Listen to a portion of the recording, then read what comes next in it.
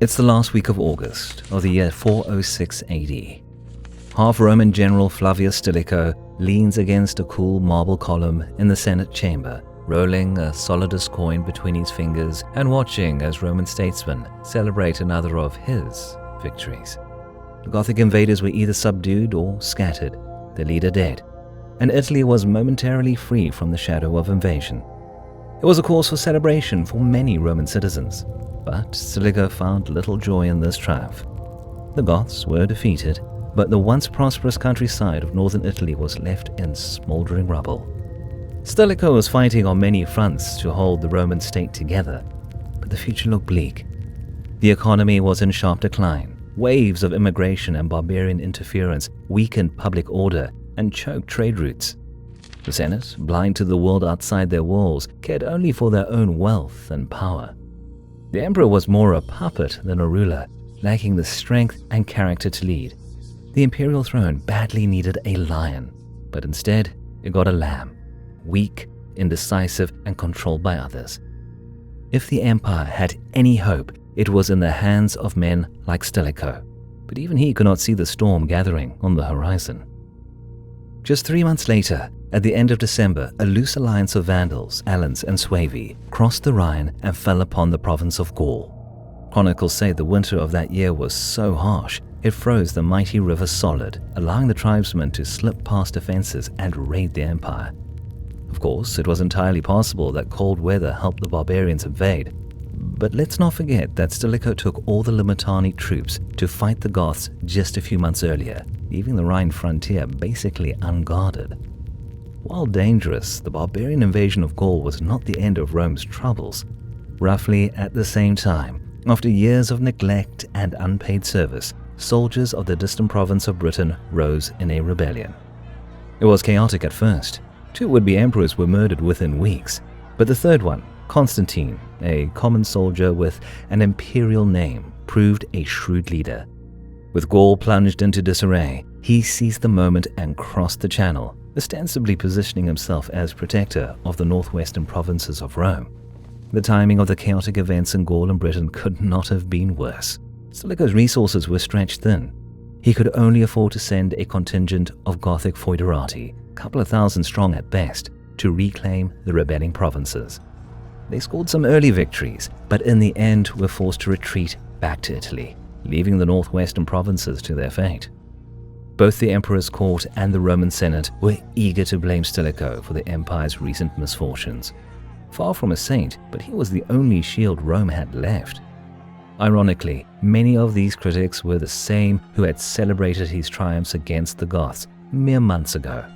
Loyalty, it seemed, was as fleeting as Rome's glory. These dreadful events immediately attracted Stilicho's capricious enemy turned ally, the Gothic chieftain Alaric, who saw Rome's troubles as the chance to secure a stronger position within the empire. It had been 5 years since Stilicho beat him near Pollentia, and Alaric seemed to have rebuilt his manpower, wealth, and ambition. He took position in the province of Noricum and demanded a hefty sum of 4,000 pounds of gold to spare Italy from another invasion. The Roman Senate, offended by this outrageous demand, clamored for war with Alaric. Stilicho, on the other hand, was much more realistic about the capabilities of the Western Roman state and agreed to pay the ransom, despite the backlash from Roman citizens. The staggering amount required him to turn to the wealthy senators for money, and even then, many Roman temples and artworks were stripped to provide the necessary gold. The treaty with Alaric saved Italy from immediate disaster, but for many Roman officials, still believing in the empire's unmatched strength, it was a disgrace that hurt Stilicho's reputation even more. But just as negotiations with Alaric were almost done, unexpected news was brought from Constantinople. Arcadius, the Eastern emperor, had recently died at the age of 30, leaving his 7-year-old son Theodosius as heir. Honorius was determined to travel to Constantinople to oversee the installation of his nephew as emperor. Stilicho, however, deemed this idea too risky and offered to go himself, aiming to gain Eastern support and use it against the usurper Constantine in Gaul. But while Stilicho focused on his mission east, His enemies at court in Ravenna saw the perfect chance to plot against him and claim power for themselves. A Palatine official named Olympius, Stilicho's rival and vocal critic, and a trusted advisor of Emperor Honorius, seized the moment. He skillfully manipulated the naive ruler to believe that the half-barbarian general sought to kill young Theodosius and place his own son on the Eastern throne. Shocking false rumors spread quickly, as such stories often do, and the bloody coup orchestrated by Olympius with the emperor's approval was all but a matter of time. Stilicho was branded a public enemy and a traitor. Many of his loyal officers were lynched. Seeing the chaos, he rushed to Ravenna, but by the time he arrived, the emperor had already ordered Stilicho's arrest. Outmaneuvered and cornered, he refused to fight, despite the pleas of his personal guard to stand and defend him. Trusting the promises that his life would be spared, Stilicho sought refuge in a church. That trust was betrayed, and he was promptly executed, once again ordering his men to stand down. Stilicho met his end with quiet dignity, a rare thing for a Roman general of his time. Even though he had the power to spark a civil war, Stilicho chose loyalty, putting the good of the empire before his own ambition, remaining loyal to the Theodosian dynasty to the very end. Stilicho's subordinates were captured and tortured, but no evidence of his alleged plot to make his son emperor was found, showing that the accusations were baseless. The purge that followed spiraled out of control, far beyond what Olympius and his allies had anticipated. Not only were Stilicho's men slaughtered, but also their families and many others approving of his policies. Hence, most of the barbarian foederati turned against Rome and defected en masse to Alaric, who still dwelled in the province of Noricum. The new regime under Olympius, driven by anti-Germanic hatred, refused to honor Stilicho's carefully negotiated treaties, effectively turning Alaric into an enemy. Curiously, Olympius seemed to have no policy except hunting down Stilicho's loyalists. He managed to make an enemy of Alaric, but had no clue how to deal with him afterward. For the Gothic chieftain, the chaos in Rome was an opportunity too good to ignore. With Stilicho gone, the gates to Italy stood wide open for the Goths. Alaric moved south at a steady, almost careless pace, for he knew no force could oppose his army. Emperor Honorius, hiding behind the fortified walls of Ravenna, watched helplessly as the Gothic host marched by, ignoring the imperial seat. Though the Romans trembled at the news of another barbarian invasion, Alaric's goal lay not in destruction, but in recognition. The empire's growing weakness was an excellent chance to secure fertile lands for his people and a prominent rank for himself. Upon reaching the outskirts of the Eternal City, Alaric found it nearly unguarded. Even so, he didn't need to breach Rome's defenses to bring it to its knees. Instead, he proceeded to seize the vital harbor of Portus, cutting off the bulk of Rome's food supply and, in turn, plunging the vast metropolis of 800,000, the biggest city in the world, into panic and shortly into starvation. The Senate quickly became desperate, allegedly reviving pagan rituals to ward off the Goths. The city's troubles demanded a scapegoat, and with Stilicho already dead, they falsely accused his wife of treason and had her strangled. But even her death did nothing to lift the Gothic siege. Hunger and disease ravaged Rome, with unburied corpses lining the streets. The stench of decay filled the air. Desperate, but still confident, the Senate sent envoys to negotiate with Alaric. When they bragged that Romans were prepared for war, Alaric dismissed them with a smirk, replying, "The thicker the hay, the easier it is mowed."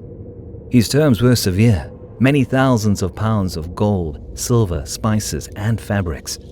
When they asked what he'd leave to the Romans, he replied coldly, "Their lives." By December, a massive ransom was agreed upon. As the royal treasury was empty, citizens melted statues and stripped temples to pay the price. In early 409, much to the relief of the people of Rome, the Goths packed their camps and retreated north to Etruria, giving the starving and beleaguered Romans hope that the worst was behind. But the game was far from over. Alaric approached the walls of Ravenna to meet with imperial representatives, offering them a chance to avoid further atrocities. His demands were clear: land, food, and security for his people, and a top military position for himself. likely the rank of Magister Militum, the title once borne by Stilicho. For Alaric, Rome was only a bargaining chip, not a prize.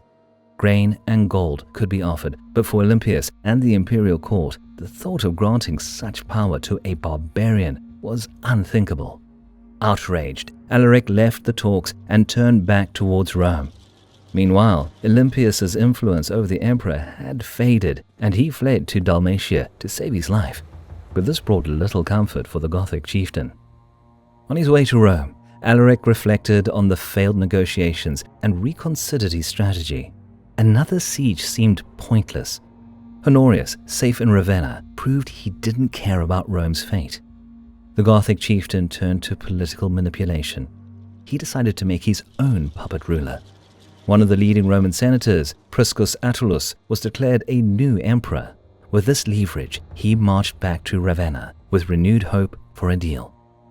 For a moment, the new plan seemed to work.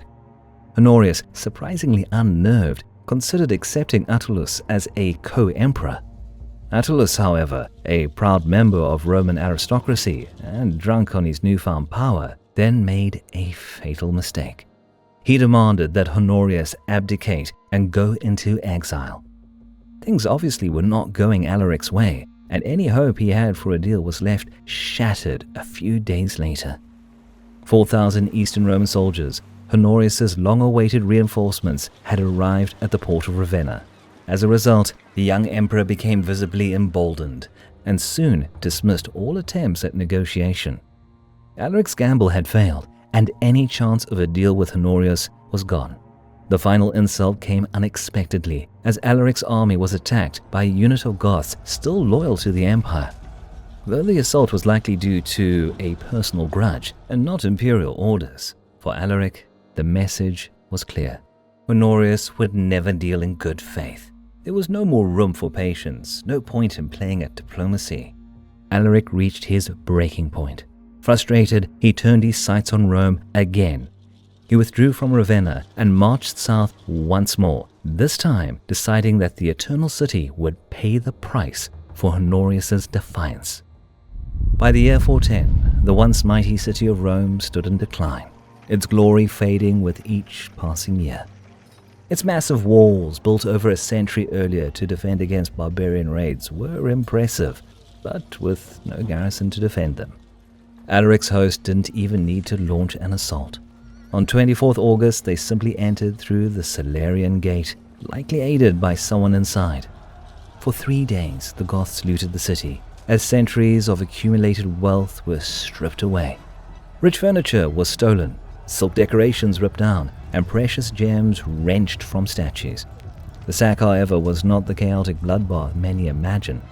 Flames consumed part of the ancient city, but Alaric's commands echoed above the turmoil. Spare the churches, spare the clergy. The Goths, though barbarians for many Romans, adhered to Arian Christianity, and faith may have curbed the worst of the violence. The city's vast size meant that not every street was ravaged, not every home plundered. But the sack, even if restrained by some measures, still left scars that Rome would carry for many decades. For Alaric, the sack of Rome was a bitter victory. After 15 years of struggle, his dreams of securing a legitimate place for himself and his people within the empire went up in flames. The storming of Rome was a wound too deep for the empire to forgive. Any hope for diplomacy or negotiations was forever lost. With nowhere else to go, Alaric's gaze turned south, where the fertile lands of Africa promised wealth and stability for his kin. Yet his fresh dreams of a new home for his people remained unfulfilled, as he succumbed to a fever 3 months later and died at the ripe age of 40. Alaric's story may have ended, but for Rome, the sack marked the start of a new, dark chapter. From that moment, the myth of imperial invincibility fell apart, and even the most delusional citizens couldn't deny that the once unthinkable idea of the fall of the Western Roman Empire was not only possible, but was taking shape right before their eyes.